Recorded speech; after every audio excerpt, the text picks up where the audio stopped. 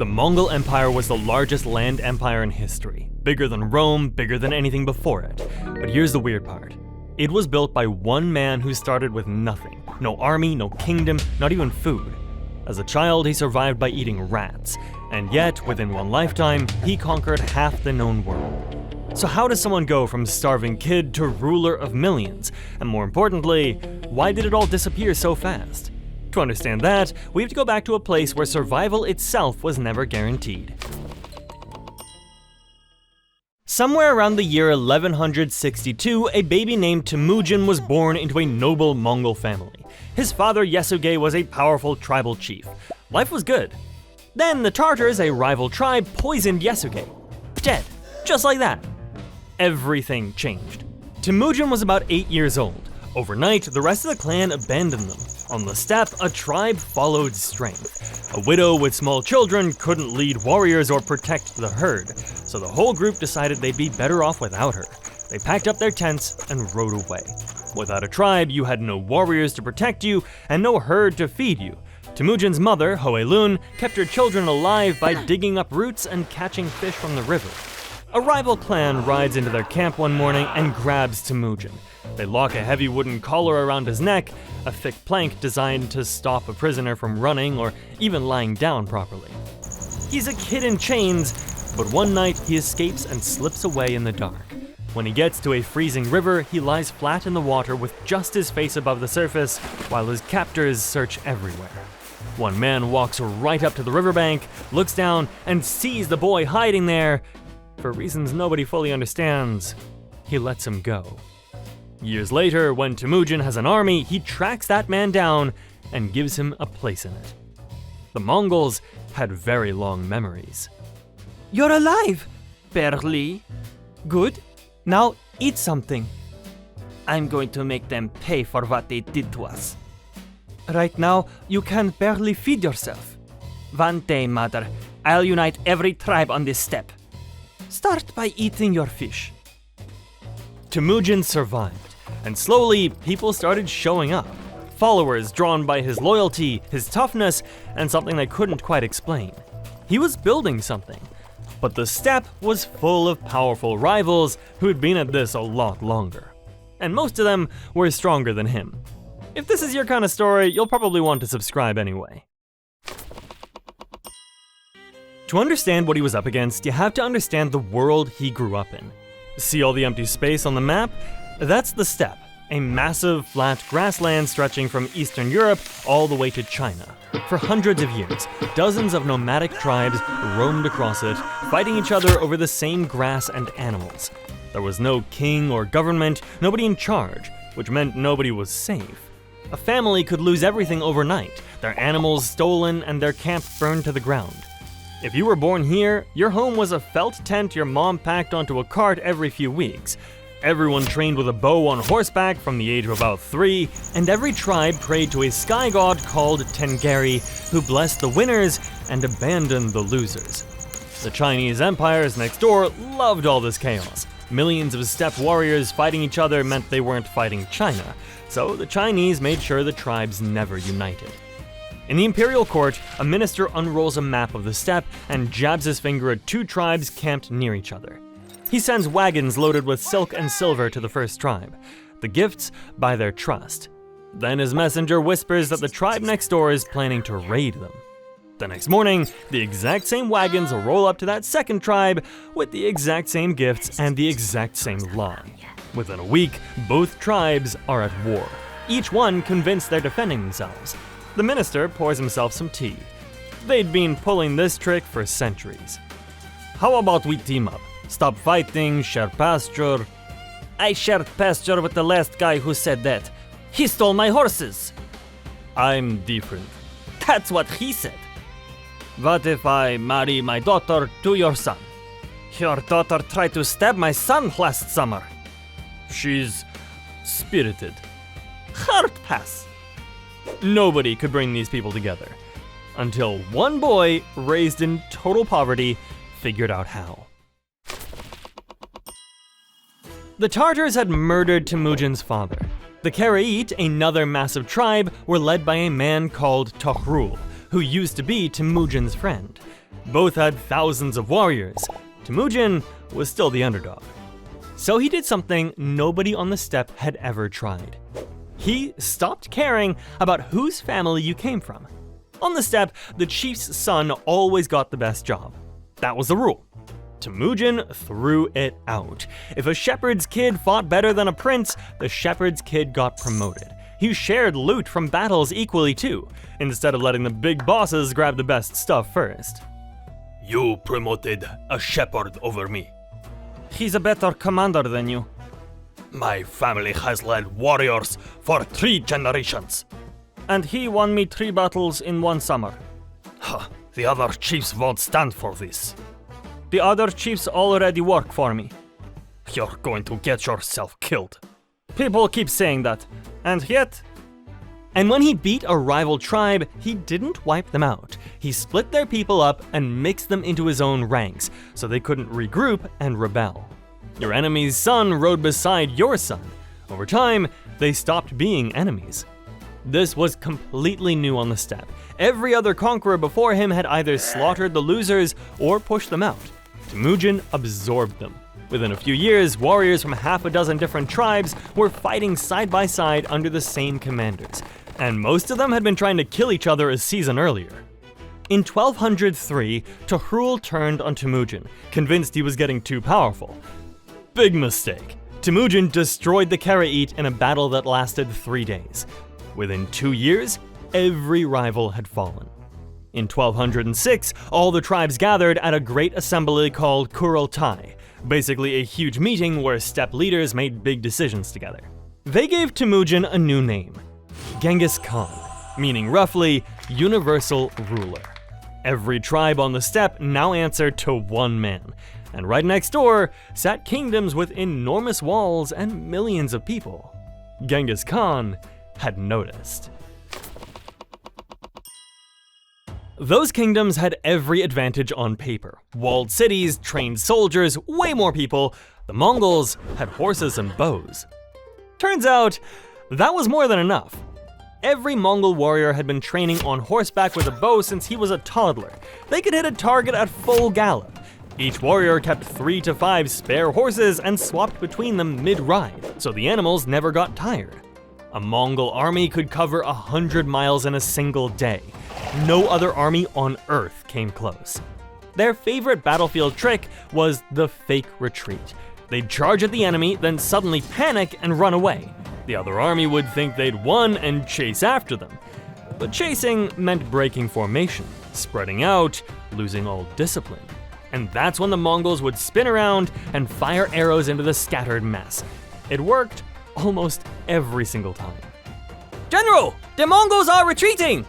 Ha! I knew they'd run! After them! Sir, shouldn't we hold formation? They're running away! This is our chance! It's just, the last 3 armies that chased them all got wiped out. We're different. That's what they said, sir. Charge! 2 hours later, the general's army no longer existed.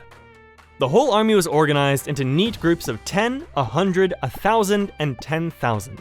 Orders moved down using flags and signal arrows, so every soldier knew exactly where to be, even in the chaos of battle. But the sneakiest weapon arrived before the army did. Mongol spies rode ahead to spread terrifying stories about what happened to cities that fought back. By the time the real soldiers showed up, half the enemy was already shaking. Outside a small fortress on the edge of the steppe, the defenders line up on their walls and watch the horizon. A dust cloud appears, then shapes.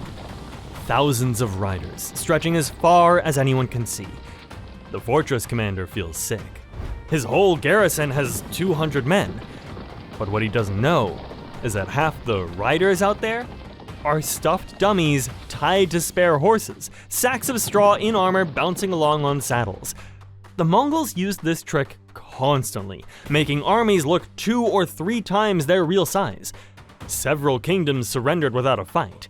Half the army they were terrified of was basically scarecrows. The first target was Western Xia. a kingdom sitting right on the Mongol border in what's now northwest China. Big walls, confident defenders. The Mongols had never attacked a walled city before and had no idea how to get through. So, they tried everything.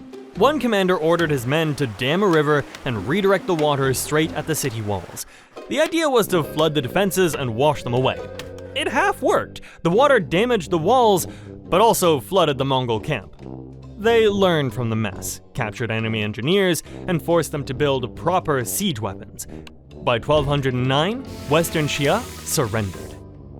Next came the Jin dynasty, which ruled northern China and had about 50 million people. The Mongols had maybe 1 million total. How many soldiers do they have? Maybe 100,000, sir? We have 600,000. What exactly is the problem? They move faster than anything I've ever seen? They're nomads. They live in tents. They also just conquered Western Xia? Western Xia is tiny. They've learned to break walls, and they're bringing engineers? I'm sure our walls will hold. The walls did not hold. The Mongols picked up new tricks with every city they took. Prisoners who knew how to build catapults were put straight to work. Gunpowder weapons? They figured those out too. And one by one, the fortresses along the Great Wall started falling. Some were stormed, others were starved out, and more than a few commanders looked at what was coming and simply opened the gates. The Mongols poured through the Great Wall, and once they were past it, northern China was wide open. City after city fell in rapid succession. By 1215, they'd captured the Jin capital, modern-day Beijing. But just as Genghis Khan was finishing up in China, a message arrived from the west. Someone very far away had made a spectacularly stupid decision. After smashing through China, Genghis Khan actually wanted peace with his western neighbors, the Khwarezmian Empire. A huge and wealthy kingdom covering most of modern-day Iran and Central Asia seemed like a perfect trading partner. So he sent a caravan of about 450 merchants to a Khwarezmian border city called Otrar, loaded with goods. A peace offering. The governor of Otrar, a greedy man named Inalchuk, took one look at all those riches and couldn't help himself. He accused the merchants of being spies, arrested every single one, and took everything they had. Genghis Khan, trying very hard to stay calm, sent 3 diplomats to the Khwarezmian ruler, Shah Muhammad. The message was simple: punish your governor, return our goods, and we'll forget the whole thing. The Shah's response was unbelievable. He killed one of the diplomats, then he shaved the beards off the other 2, which in Mongol culture was a deep humiliation, like spitting in someone's face. Then, he had all 450 of the original merchants executed. My Kha, the Shah has killed our ambassador. He did what?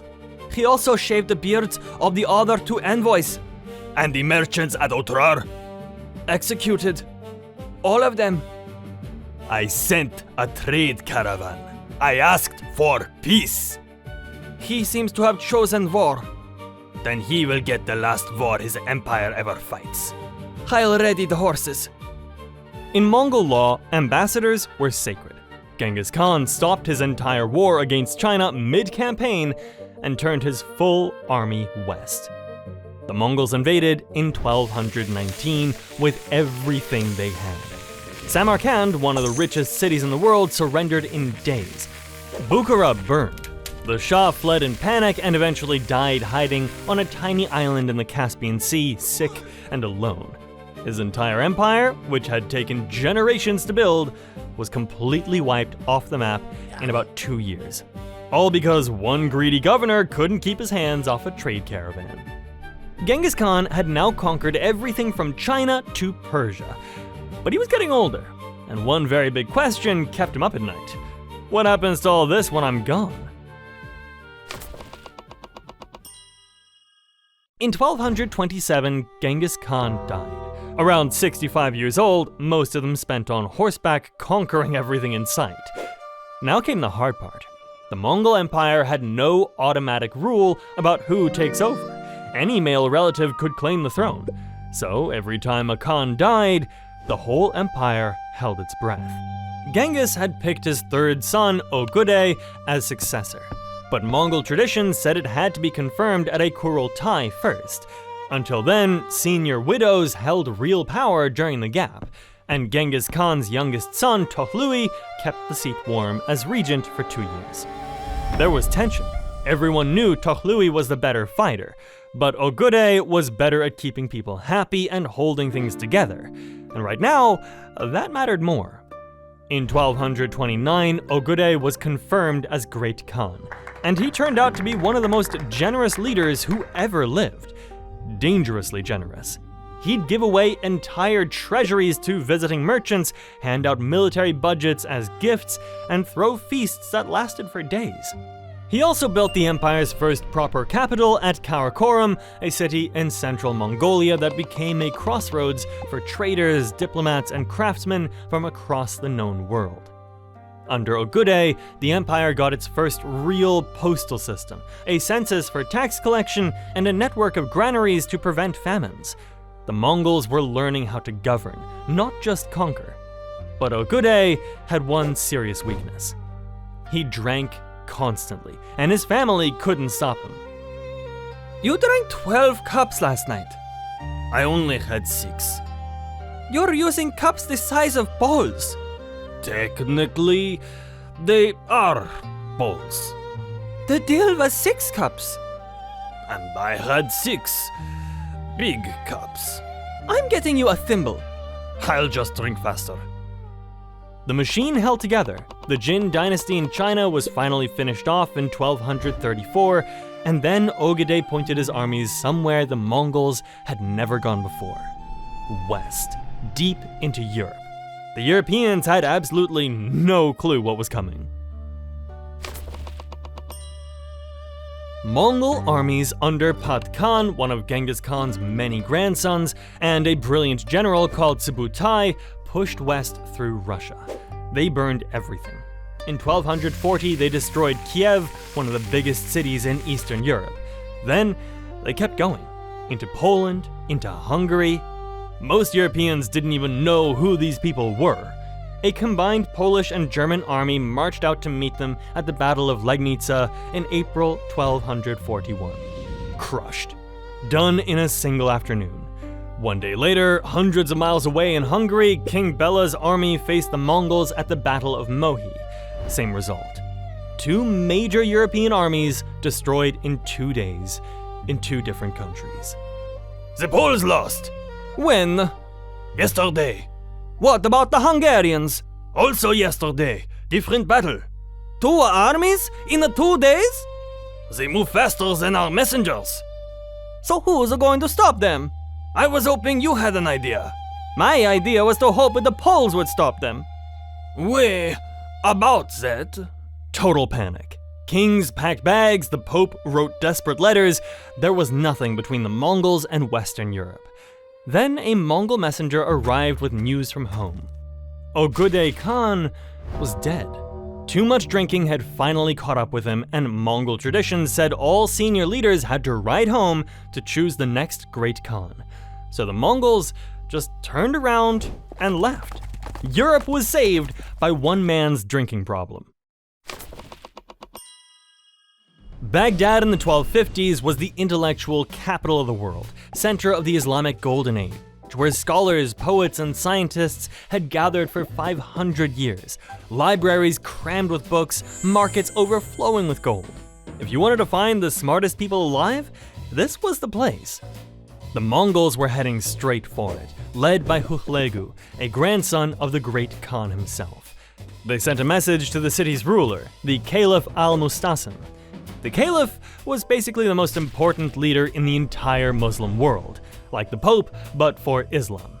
The message was simple: surrender or else.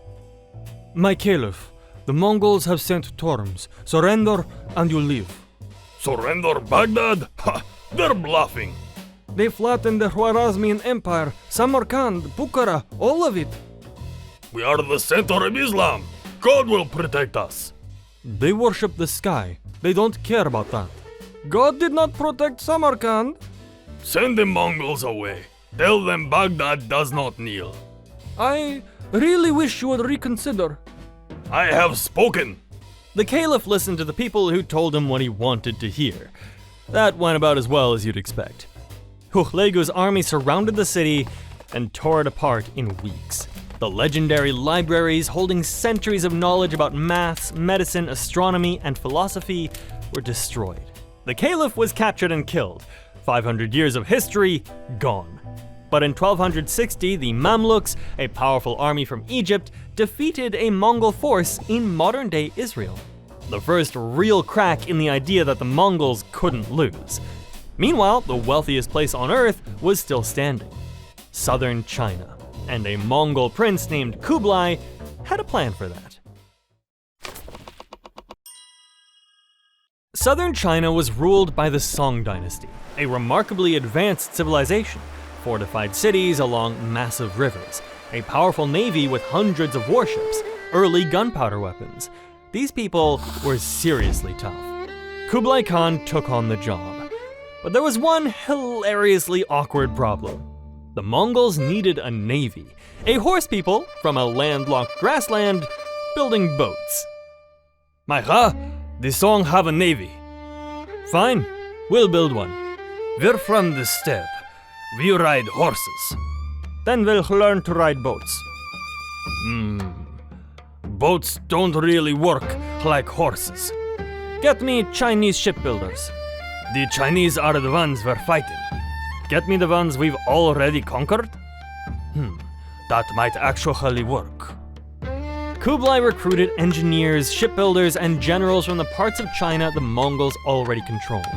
He built a fleet from scratch, city by city, river by river. The Songs were pushed back. It took 20 years, but by 1279, southern China fell.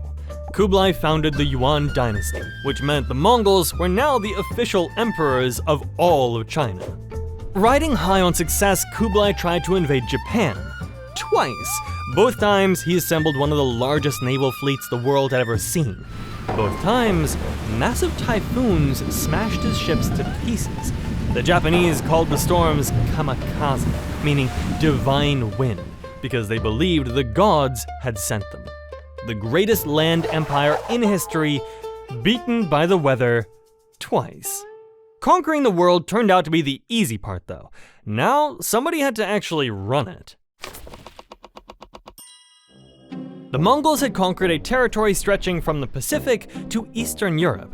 Dozens of languages, dozens of religions, dozens of legal systems, all under the control of nomads who, until recently, didn't even have their own writing system. The smart move might have been to burn it all down and start fresh. Instead, the Mongols did something nobody expected. They kept everything running.